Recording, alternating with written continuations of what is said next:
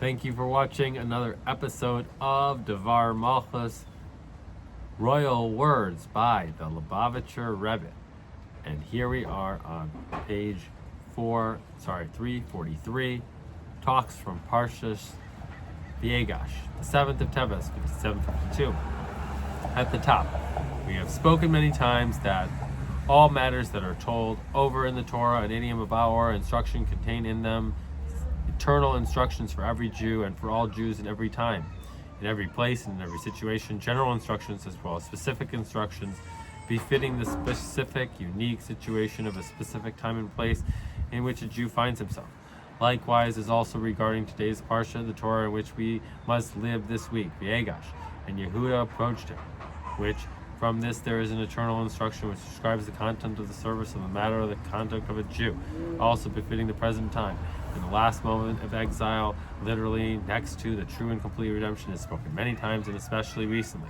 At first glance, the connection of the Parshat, Vayigash, and Yehuda approached him to the redemption is emphasized in the Haftorah of the Shabbos, which is connected to the content of the Parsha, where it speaks about the union of the kingdoms of Yehuda and the kingdom of Yosef in the time to come. Take for yourself one stick and write on it for Yehuda, and take one stick and write on it for Yosef, and bring them close to each other to be one stick for you. So says Adonai Hashem, behold, I will take the Jewish people from among the nations that they went to, and I will gather them from all around, and I will make them into one nation, and there will be one king for all of them, and my servant David will be the leader forever, and the nations will know that I am Hashem. However, in addition to the fact that the Haftorah only expresses the connection to the redemption, however, we do not have a lesson and practical instruction from it in the service of the Jewish people presently in the days, moments right before the redemption. We must also have an explanation for the connection of the Haftorah of the Parsha. On the contrary, Yehuda approached him in the Parsha is seemingly the opposite of the content of David, my servant, is the leader forever in the Haftorah, since in Yehuda approached Yosef, and in the Parsha in general is emphasized how Yosef is the one in charge and the second to the king of the land of Egypt, and Yehuda needs his help. He needs to approach him. Vayigash Elev and Elev. And he approached him and requested that he be free Benjamin. And he said, please, my master, may your servant speak, for you are like Paro. You are in my eyes like a king, since Paro placed him over all the land of Egypt, and no man can lift his hand or foot without your consent, and especially since Paro was a ruler of the whole world, whereas in the time to come, as it discusses in the Haftorah, the staff of Yehuda will be above all of them, even Yosef. One king will be for all of them. My servant David of the tribe of Yehuda will be king over all of them, and my servant David will be their leader forever. We will understood this by first explaining the connection of the beginning of the Parsha with its conclusion. As we have spoken many times, that in accordance with the rule, their end is wedged in their beginning, and their beginning in their end. This is a special connection between the beginning and the end of the Parsha, and this too needs explanation. In the end of the Parsha, it says that the Jewish people settled the land of Egypt and the land of Goshen, and they conquered it, and they multiplied greatly, which this indeed shows the strength of Yaakov and his children. And even when they were in the land of Egypt, which was under the rule of the Pharaoh, of Paro, king of Egypt, Paro said, this best of the land of Egypt is yours. And as per his command, they received a portion of the best of the land, and a matter that they conquered it, and they multiplied greatly.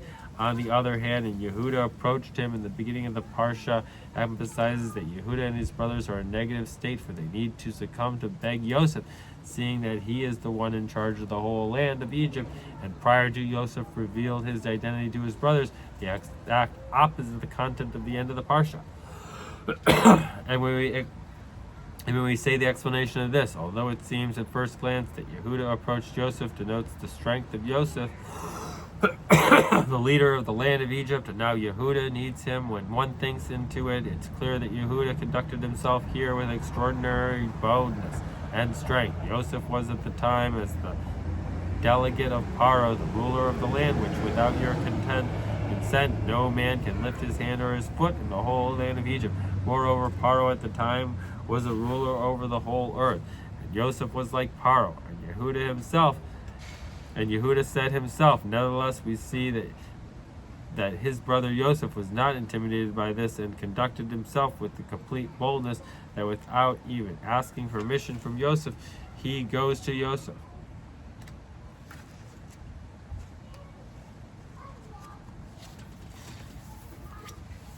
And with a bold approach, and speak to him harshly, and therefore he prefaced, "You should not get angry," even though he placed himself in a life-endangering position because of this, knowing what Yosef could do to him for his chutzpah. Indeed, this concludes that Yehuda approached him shows the strength of Yehuda. According to all this, we can understand the connection of Yehuda approached him with the strength of the Jewish people in the land of Egypt at the end of the Parshat, and the Jewish people settled in the land of Egypt and the land of Goshen, and they took a stronghold of it, and they multiplied greatly, and also the strength and ascent of Yehuda in the Haftorah, and David was my servant, and David, my servant, will be their leader forever, which a foretaste of this expressed the strength of the Yehuda approached him. And may we say that the strength of the Yehuda approached him gave the power, and afterward Yaakov and his children destined to be Egypt in a manner that not only will they be under the rule of Egypt, rather on the contrary, and they took a stronghold of it and multiplied greatly.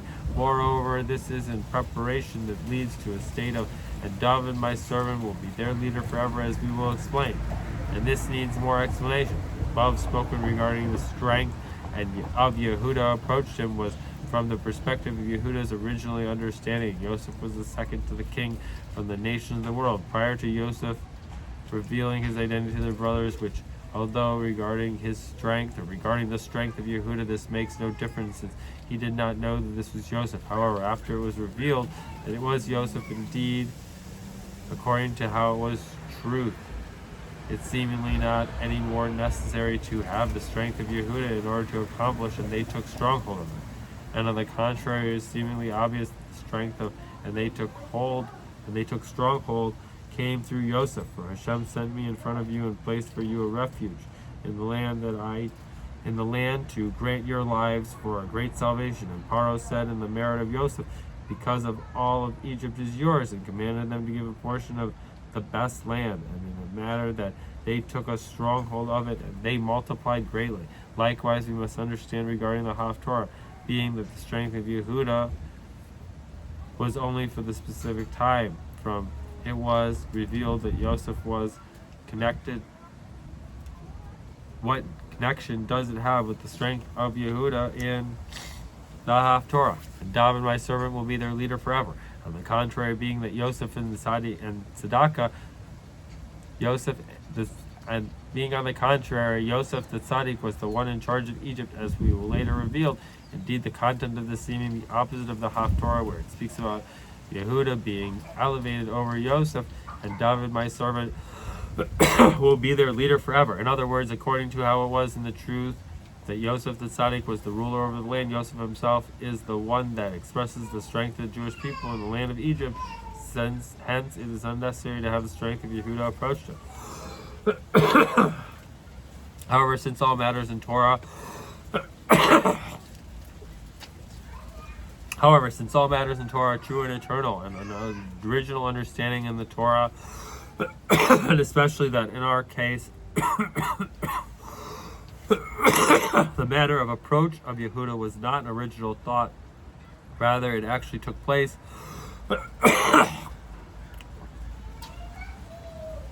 we must say that the strength of Yehuda and Yehuda approach was not only in a matter of short period of time, rather this accomplished an innovation even in comparison to the strength of Yosef at the time. And specifically with this power there can be, and they took stronghold of it. And this also acts as the preparation for David, my servant, is a leader forever in the time to come.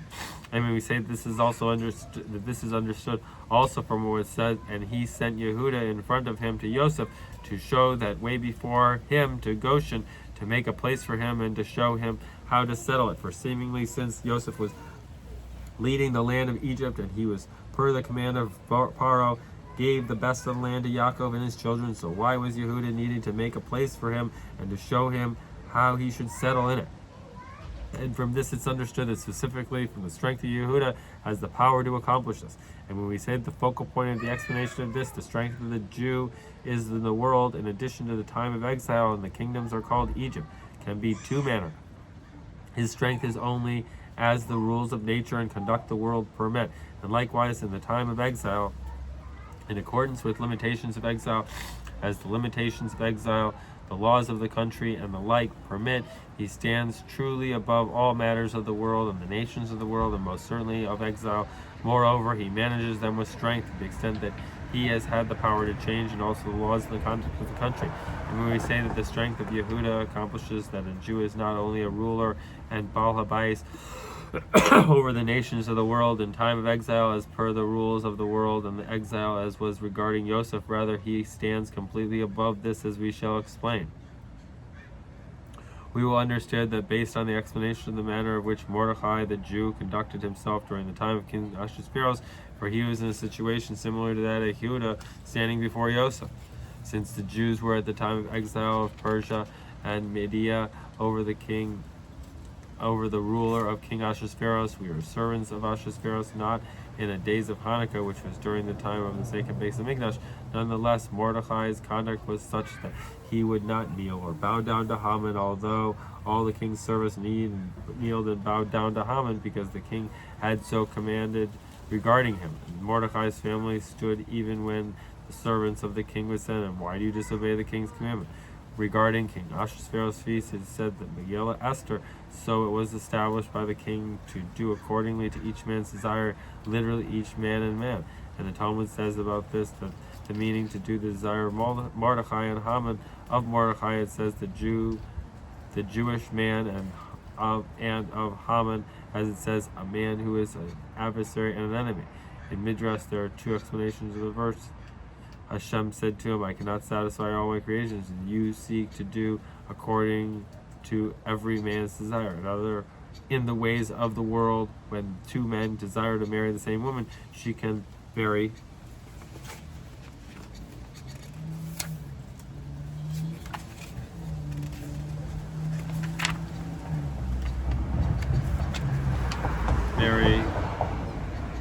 both of them.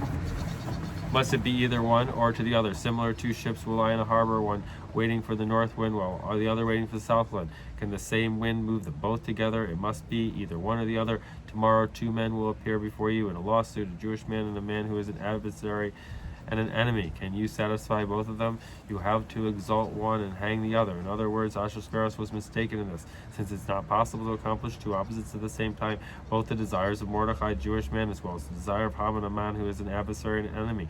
And therefore the verse ridicules him, because he was not able to fulfill the desires of Mordechai and Haman, which were contradictive. Rav Huna said, in the name of Rav Benjamin ben Levi, being that in this world prior to the redemption, when the north wind blows and the south wind does not blow, however in the time to come at the gathering of the exiles, Hashem said, "I will bring a strong wind into the world, which will both winds are combined." Who it is that fulfills the desires of both of him? This is the Holy One, blessed be he, of whom it is written, "He will fulfill the desires of those who fear him," that even though there will be two desires, one opposite the other, Hashem will fill the desire of both of them. And this is the meaning of the desire of those that fear him will do their cry, and he will hear. That even the request of one goes against the other, Hashem will heed both of them. However, Ahasuerus was not able to fulfill the desires of his two beloved ministers, which were contrary to each other. And even though he said two people desire to marry one maidservant, this is referring to the customary in the world running according to the laws of nature. In the case of ordinary people, he said, it is the way of the world. But for those who fear Hashem, he fulfills the desire of both of them, meaning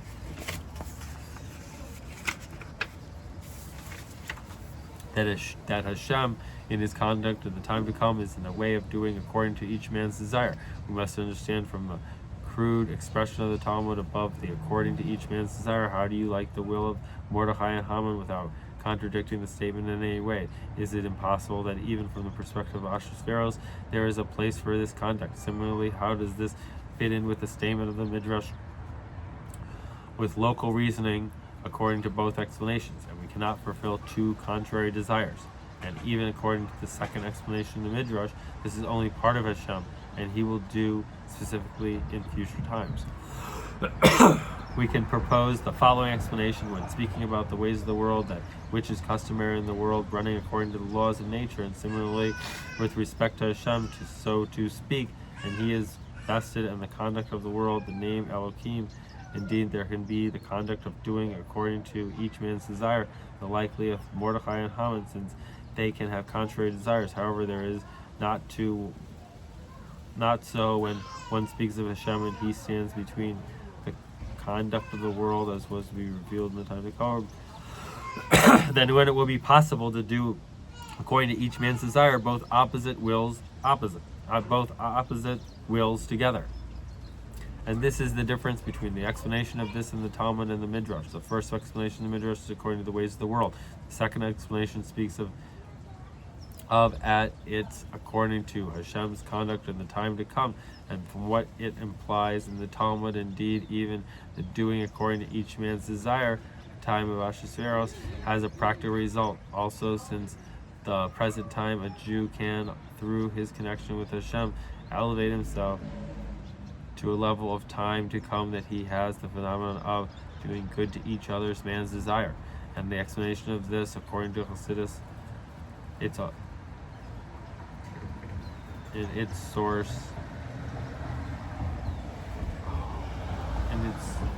source in holiness refers to Hashem, so to speak, and the words of our sages, Ahasuerus refers to Hashem, since Achares, the end, and Reshis, the beginning, are his. And from this, then, that so the king established to do the will of each man and man refers to the way that Hashem has set up the world, and such there is a will of a man, a person's personal choice to go according to the will of either Mordechai or of Haman. Free will is granted to every person if he desires to turn himself to the path of good and be righteous, and choose his hands if he should be desired to the path of evil and wicked, and choice is his. But this only applies to the more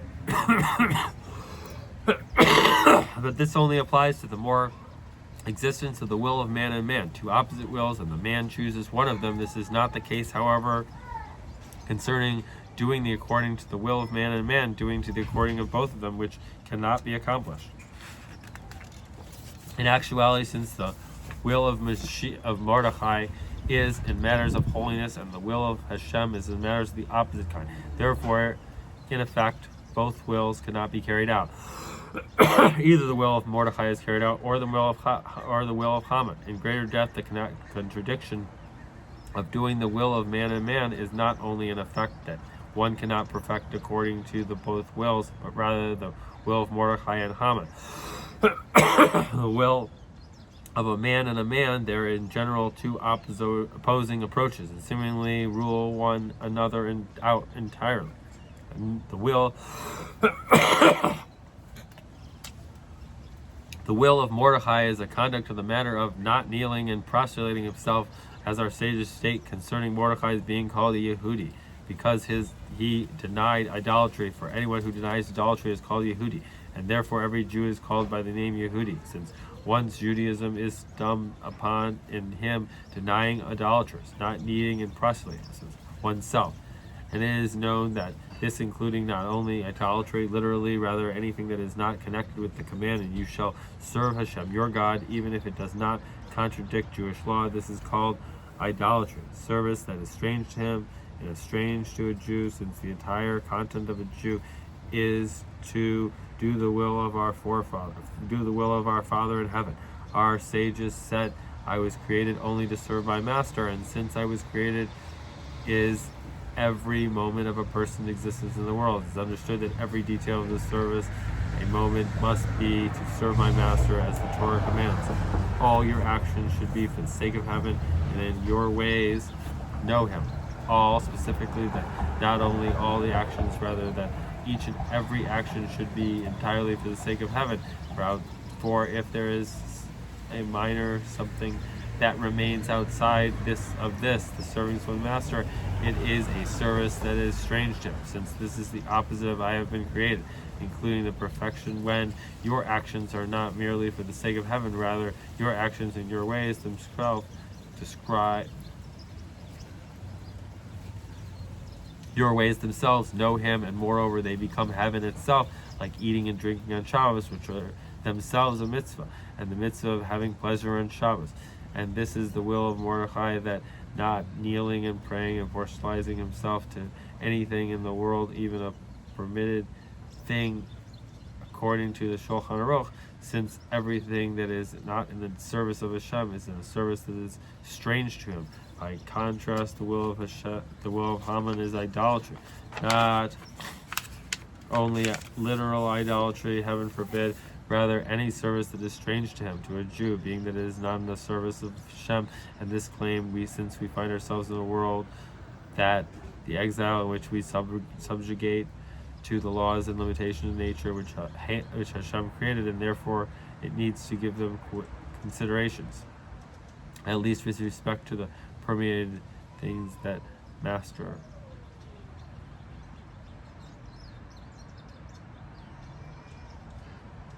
the nation or the world. It is clear, therefore, that to do the will of a man and man, the will of Mordechai and Haman, it's contradiction within itself, that when a Jew is in the world, in addition to the time of exile, we are still servants of Ahasuerus, when he had different limitations due to the conduct of nature in the world, and the laws of the country, the law of the government is the law, and the limitation imposed due to an accepted conduct in that country, that when all this does will conflict with the fulfillment of Torah and mitzvahs and force him according to the will of Hashem and according to Torah to behave in a certain fashion, that it is not possible to fulfill the will of man and man, since the will of Mordechai not kneel and not prostrate himself, in view of the fact that anything outside of serving Hashem is idolatry, seemingly negates only the practice of carrying out Haman's will, but rather the entire approach that one need give consideration to accept worldly practice. And on the other hand, if we take into consideration that Hashem sent Jews into exile, then seemingly the conduct should be according to the will of Haman, limited to the conduct of the world when it does not conflict with Torah and mitzvahs. Notwithstanding this, the novelty is when we are connected with Hashem as he stands above the conduct of the world, we have the ability to join two opposites, as we are in the world of exile, and we can indeed not kneel and not prostrate and not prostrate, since we are entirely above this limitations. According to the above explanation, the words of the Mishnah can be readily understood at two explanations of the Midrash, two explanations approaches in a Jew's divine service in the time of exile, meaning that Hashem has sent a Jew into this world and additionally into exile under the rule of Ahasuerus, and in the law of the Torah, the law of the government, that is the law apparently one could think as the will of Haman, that in a matter of the world, not regarding things that are connected to Torah and mitzvahs, it is possible there should be the two opposites, like the will of man and the will of man, the will of Mordechai and the will of Haman, at once together with we are servants of Ahasuerus in exile. We may act in a manner of not kneel and not prostrate to the ways of the world, since only one of these is possible. If Hashem sent the Jews into exile, that means that one, to some degree, is limited by the conduct of the nature and the laws of the land, as the will of Haman. If we are not in exile, which one acts according to the will of Mordechai in the manner of not keeping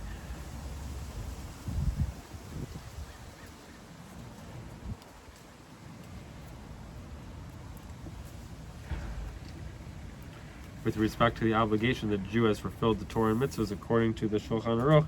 It's clear and simple. No one in any form can rule over a Jew, even in the time of exile. But with respect to matters of permitted and matters of the world, your actions and your ways, how is it possible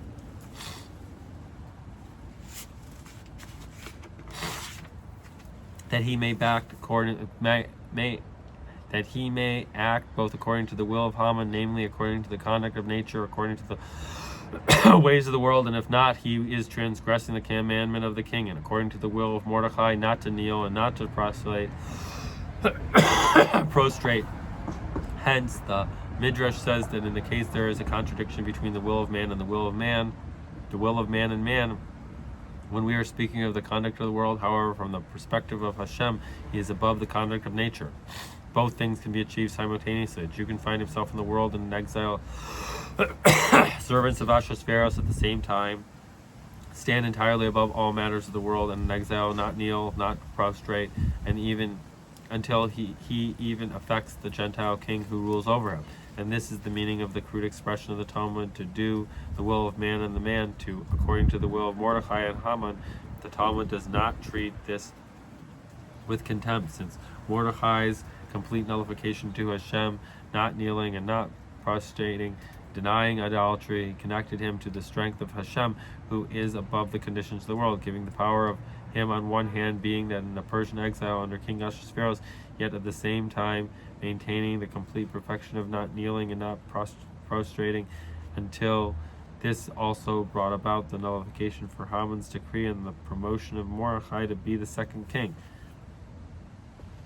And this Hashem gives over to the will of a Jew, even when he finds himself in exile. He has the choice to act like the will of man and man, and he is steadfast only in as so far as is necessary to actually fulfill Torah mitzvahs, but it is all other matters he feels as if it is subject to limitations of nature and the ways of the world. A service that is strange to him, according to the will of Haman, heaven forbid, or he chooses to act according to the will of Mordechai, then in all matters he stands over and above the world and the exile, being connected with Hashem, and therefore regarding him there is no kneeling and no prostrating to any matter that is not in the service of Hashem, and only depends on his will. In a matter, however, there is a difference from one generation to another. In most of the generations there were many limitations from outside powers, royal decrees, and such like, which should not allow a Jew to stand entirely over and above the exile. This is not the case, however, in our generation, whereas it is dependent only on the will of a Jew. Based on what we will understand the achievement of Yehuda, and Yehuda approached him that surpasses Yosef, although Yosef the Tzaddik was the ruler of the land, which shows that a Jew is a master over the world and over the nations of the world around him. Nevertheless, he was appointed to that position by Paro, the king of Egypt, namely that this is the connection to the degree of and the king and the laws of the country. And as such, after him being appointed, I will be greater than you only with the throne, which this shows that Yosef still had a minor connection to the limitations of the world this shows that Yosef still has a minor connection to the limitations of the world and Egypt. Whereas the strength of and Yehuda approached him constitutes the fact that he approached Joseph without receiving permission. First, an effect him that Joseph was not able to hold himself in, which denotes a strength that does not take into account the conduct of the country and the ways of the world. In other words, a union of two opposites, as the will of a man, along with Yehuda, knowing that he needs Joseph in order to free Benjamin, to the extent that Yehuda tells him, "You are like Paro," which therefore he, Joseph, has the power to fulfill the request of Yehuda. And also that with this, Yehuda eliminated Yosef, sending him to Paro through the reasoning that the throne is higher than you. He acted with the complete authority as if he did not need Yosef, and Yehuda approached him powerfully. And therefore, specifically after Yehuda approached him, did we receive the power with help of Yosef, that there should be the Jewish people settled in the land of Egypt, in the land of Goshen, the best of the land. And although one finds himself in the land of Mitzrayim, Egypt, and idiom of Mitzrayim, limitations under the kingdom of Paro, and the phenomenon of the Jewish people settle takes place in the matter of truly settled. Moreover, and they took a stronghold of it, and they received a state, and the manner of holding onto it strong, which expresses a stronghold as such that they become one, a charge there to the extent that they multiplied greatly in a manner of beyond limits. And this brings about afterward immediately Vayigash, and Yaakov lived in the land of Egypt 17 years, and in Egypt he was good. It was a good life. 17, the numerical value of the Hebrew letters of Tov, good, and the true life physically and spiritually. With this, we will also understand the connection of Yehuda approached him to, and David, my servant, will be the leader forever in the Haftorah. The strength of Yehuda's approach, Joseph empowered by his connection to Hashem through Yehuda. Yehuda, submission to Hashem. is above the conduct of the world, as will be revealed in the time to come, as in preparation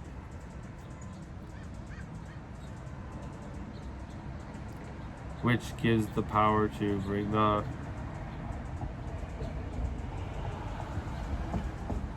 true and complete redemption, which when there will be the manifestation of the height of perfection throughout the entire world, and the strength of David my servant will be their leader forever, connected to the complete strength of Hashem, who has in his power to accomplish the will of those that fear him. He shall do the union of two opposing desires as such that his affects also the nation, and the nations will know that I am Hashem.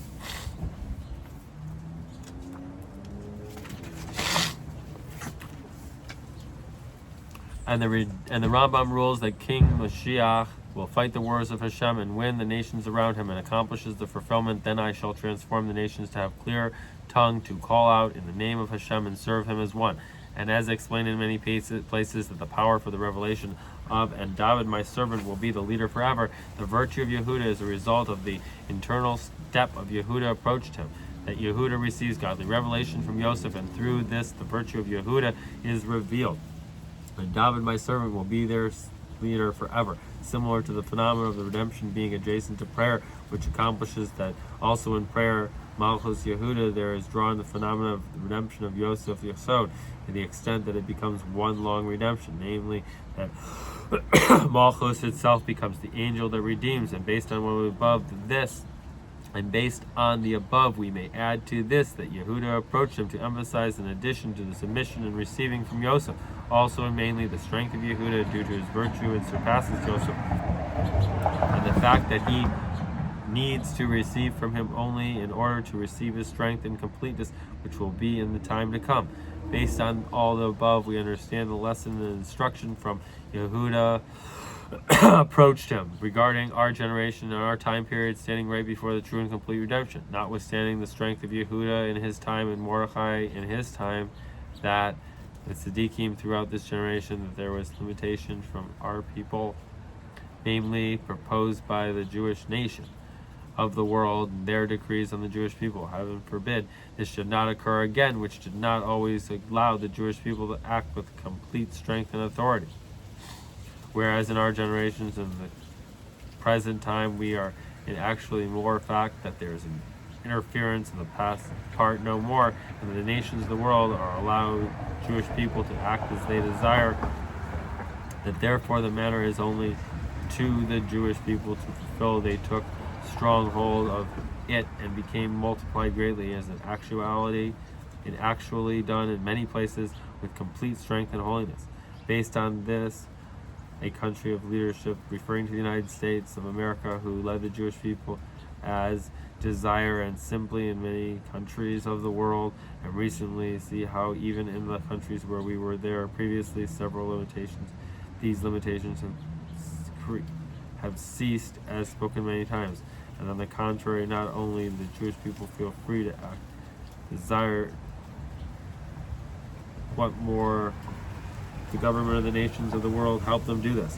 And in addition to the Jewish people being able to act in the way of Torah and mitzvahs in their own cubits, we must also see in actual fact that in recent years it is becoming constantly easier to accomplish the taking of the stronghold of it in every single place throughout the entire world, since the world, not only Jews, rather also the nations of the world, is a vessel to receive matters of Judaism, Torah, and mitzvahs. And regarding the nations of the world, the 7 Noahide mitzvahs, to the extent that we spoke and aroused many times recently, and according to the reputation of my revered father-in-law, the Rebbe leader of our generation, we have already completed all the preparation for the redemption, and now all that is necessary is for us to draw the redemption into the realm of reality, in the physicality and coarse physicality of the world, coarse physicality that is transformed to physicality in a clear, open way to physical eyes.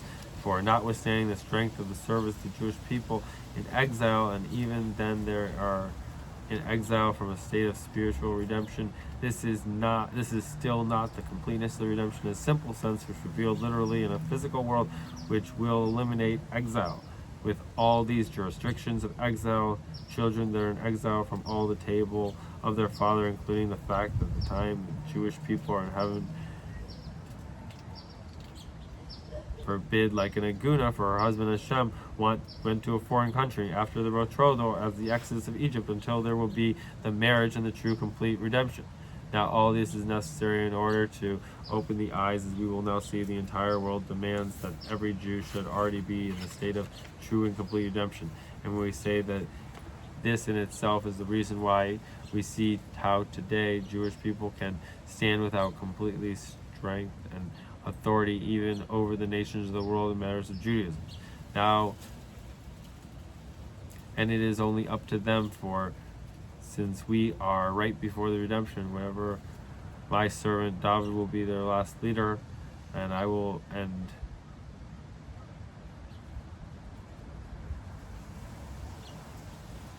self in reality in the same direction.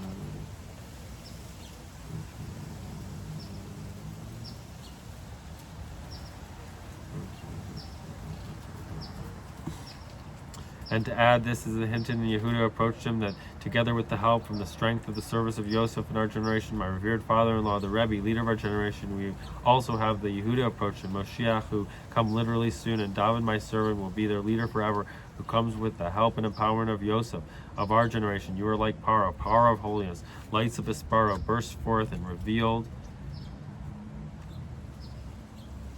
and are revealed from him.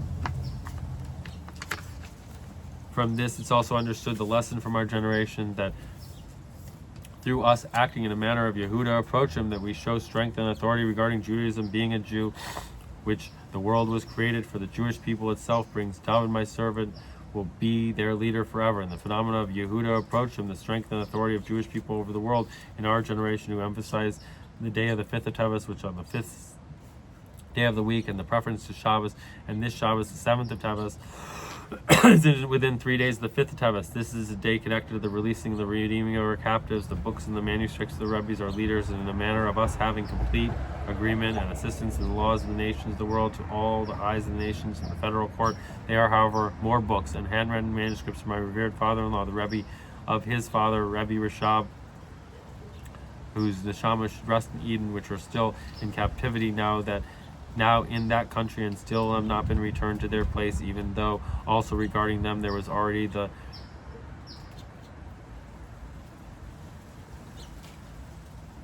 desire from every etiquette of the world and every nation of the world that they should be free. And the connection also with the fact that in the recent days the capital of that country, referring to Russia, was subdued to the extent that we moved to it a different city through writing and signing of laws. That country, which in a matter of like these laws, the country is a law. What can every person do to hasten the redemption and return of the books and manuscripts? The answer is simple. Through each and every male and female, man, woman, and child doing something similar, through bringing into one's house, one's library, and the like, new holy books, manuscripts in the manner of Torah, in addition to the books that he already has from before, his house full of books, and together, this is an easy thing to do, since every week new matters in Torah are printed, both those that are being reprinted as well as more and mainly new ones. As a result, it is easy to buy new books in the way and add more books and more in buying new books. And the known explanation and the leader of our generation and why a book needs to cost money to the extent that he requests to print the price of several books, he explained this reason. Since in Olam world and Idi of Alam concealment, a valuable object costs money, and his basis in saying of their sages, a doctor that costs nothing is worth nothing, and most certainly that is so much in regarding to the words of Torah, which the Torah brings healing to this world. And whoever is speedy, he is praised. Resolution should be taken to the above now and fulfill this as soon as possible, including through making an order in advance and hence paying for it, a subscription to receive new book that will be published later on in the known expression printed in several books, that when the book is printed, one receives the subscription immediately. Likewise, it's also suggested to utilize the Jewish custom to give the holy books that are printed and a present to others, including small children, for their happy occasion, for a holiday or like. It may be the will of Hashem that through everyone broadening their efforts in getting new books. This will hasten yet more. The fulfillment of Yehuda approached him, and the redeeming of Binyamin, and the books and the manuscripts, and the Rebbes, our leaders, shall be returned to their true places. The house of our Rebbe in the diaspora 770, the numerical value of Paratza, and unite there with all the books and manuscripts of the Rebbes and leaders. And literally, immediate leaders should bring along with it the redemption of the captives and the sparks of holiness of the world. And literally, immediately, all the Jewish people go, with our young, with our old, with their sons and with their daughters, and their silver and their gold with them, including all their books and manuscripts, to our holy land, to the holy city of Jerusalem, to the holy mountain, to the third base of Mikdash, to the Holy of Holies, where the Shias stone is found without any changes since the creation of the world. And all this literally, immediately. Hag Sameach, good Yom Tov. Thank you for watching, and good Erev Shabbos. Zelle.